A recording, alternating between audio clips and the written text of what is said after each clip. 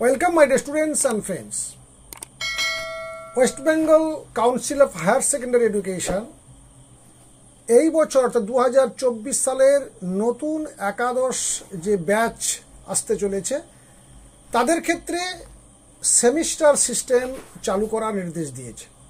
অর্থাৎ সর্বভারতীয় যে দুটি বোর্ড রয়েছে আমাদের আইসিএসসি এবং সিবিএসসি তাদের প্যাটার্নে পরীক্ষা পদ্ধতি চলে যাচ্ছে এই বছরের যে নতুন একাদশ শ্রেণীর যে ব্যাচ আসছে তাদের।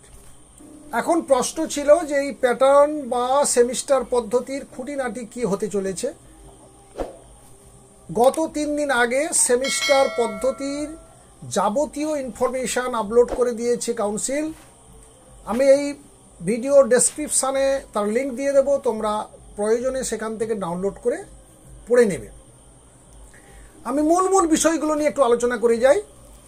যে সেমিস্টার পদ্ধতি তোমরা জানো যে দুটো করে সেমিস্টার হবে একাদশ এবং দ্বাদশ শ্রেণীতে।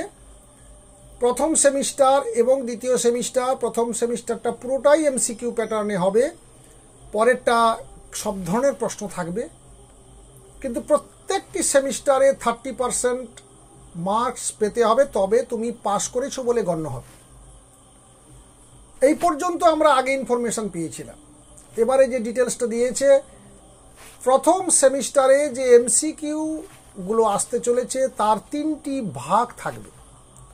অর্থাৎ 50% প্রশ্ন থাকবে মোটামুটি সহজ বা সাধারণ মানের ছাত্রছাত্রীদের জন্য, 30% থাকবে তার থেকে আরেকটু কঠিন, কিন্তু সর্বশেষ যে 20% প্রশ্ন থাকবে সেটা কিন্তু সেই সমস্ত ছেলে মেয়েদের জন্য যারা বিষয়টিকে ভালোভাবে রপ্ত করেছে। অর্থাৎ সরাসরি উত্তর বইতে পাবে না, বিষয় সম্পর্কে জ্ঞান থাকলে তবেই তোমরা ওই 20% প্রশ্নের উত্তর তোমরা দিতে পারবে। অর্থাৎ প্রশ্ন এমসিকিউ হবে, এইটা শুনে যারা আহ্লাদিত হয়েছিলে তাদের আনন্দ করার বা আহ্লাদিত হওয়ার কোনো সুযোগ থাকছে না। অর্থাৎ পড়াশোনা রীতিমতো করতে হবে, পড়াশোনা শুধু নয় বিষয়টিকে ভালোভাবে রপ্ত করতে হবে যদি ভালো রেজাল্ট করার ইচ্ছে থাকে বা লক্ষ্য থাকে। দ্বিতীয় একটা সুযোগ করে দিয়েছেন এইবারে কাউন্সিল, সেটা হচ্ছে সাপ্লিমেন্টারি পরীক্ষা দেওয়ার একটা ব্যবস্থা থাকছে।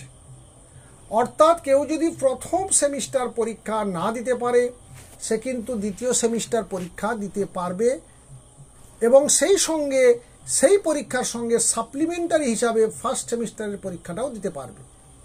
তবে সেক্ষেত্রে ছাত্রছাত্রীদের বা পড়ুয়াদের 70% প্রেজেন্ট থাকতে হবে স্কুল অ্যাটেন্ডেন্স রেজিস্টার। অর্থাৎ নিয়মিত তোমাকে স্কুল করতে হবে। এরপরে থাকছে পাস ফেল। প্রথম কিংবা দ্বিতীয় সেমিস্টারের প্রত্যেকটিতেই যেহেতু 30% পাস মার্কস পেতে হবে সব বিষয়ে, তাই মোটামুটি যে নিয়মটা ছিল এতদিন বলবৎ সেই ধরনের নিয়ম থাকছে। অর্থাৎ দুটো ল্যাঙ্গুয়েজ সাবজেক্ট থাকছে আমাদের, 3টি আবশ্যিক বিষয় থাকছে এবং একটি ঐচ্ছিক বিষয় বা অ্যাডিশনাল বিষয় থাকে। এই 6টি বিষয়ের মধ্যে বেস্ট অফ 5 নিয়ে 500 মার্কসের একটা রেজাল্ট হয় আমাদের। এক্ষেত্রেও তাই হবে। যদি ল্যাঙ্গুয়েজ গ্রুপে কোনো ছাত্রছাত্রী 5% মার্কস কম পায় তাহলে আবশ্যিক যে 3টি বিষয় থাকছে তার সর্বাধিক কোনো একটি বিষয় থেকে বা সর্বাধিক মার্কস পাওয়া একটা বিষয় থেকে ওই 5 মার্কসটা ওখানে যোগ করে ল্যাঙ্গুয়েজ গ্রুপের যে পাস মার্কসের যে অভাবটা ছিল সেই পার্সেন্টেজটা ওখানে মেকআপ করা হবে। সেই সঙ্গে যদি আবশ্যিক বিষয়ের 3টেতে কোনোটাতে ফেল করে যায় কোনো পড়ুয়া, তাহলে ঐচ্ছিক বিষয় যদি সেক্ষেত্রে পাশ করে সেক্ষেত্রে ঐচ্ছিক বিষয়টাকে আবশ্যিক বিষয়ে রূপান্তরিত করা হবে, আর আবশ্যিক বিষয়কে যেটাতে ফেল করে গেলে সেইটাকে ঐচ্ছিক বিষয়ে রূপান্তরিত করা হবে। করে 5টি বিষয়ে যেহেতু তখন পাস হয়ে যাচ্ছে সেক্ষেত্রে সেই পড়ুয়া পাস বলে বিবেচিত হবে বা তার রেজাল্ট আউট হয়ে যাবে। এখন যদি একাধিক বিষয় ফেল করে, যদি এটা প্রথম সেমিস্টারে হয় তাহলে তো তার পরীক্ষা দেওয়ার সুযোগ থাকছে দ্বিতীয় সেমিস্টারে সাপ্লিমেন্টারি হিসাবে, কিন্তু দ্বিতীয় ফেজে বা দ্বিতীয় সেমিস্টারে যদি কোনো বিষয়ে ফেল করে যায় একাদশ শ্রেণীর পড়ুয়া, ভালো করে শুনে দেখো, একাদশ শ্রেণীর পড়ুয়া যদি কোনো কারণে দ্বিতীয় সেমিস্টারে ফেল করে, তাহলে তাকে কিন্তু পরবর্তী বছরে একাদশ শ্রেণীর সমস্ত পরীক্ষা, অর্থাৎ ফার্স্ট সেমিস্টার, সেকেন্ড সেমিস্টার আবার নতুনভাবে দিতে হবে। কিন্তু এটা যদি এইচএসে হয়, অর্থাৎ দ্বাদশ শ্রেণীর পড়ুয়ার ক্ষেত্রে ঘটে, তাহলে কিন্তু সে পরবর্তী বছরে যে কেবলমাত্র যে বিষয়টিতে ফেল করেছে বা একটি বা দুটি বিষয় যদি ফেল করে থাকে, তাহলে সেই বিষয়গুলি, সেই নির্দিষ্ট বিষয়গুলি কেবল সে পরীক্ষা দেবে।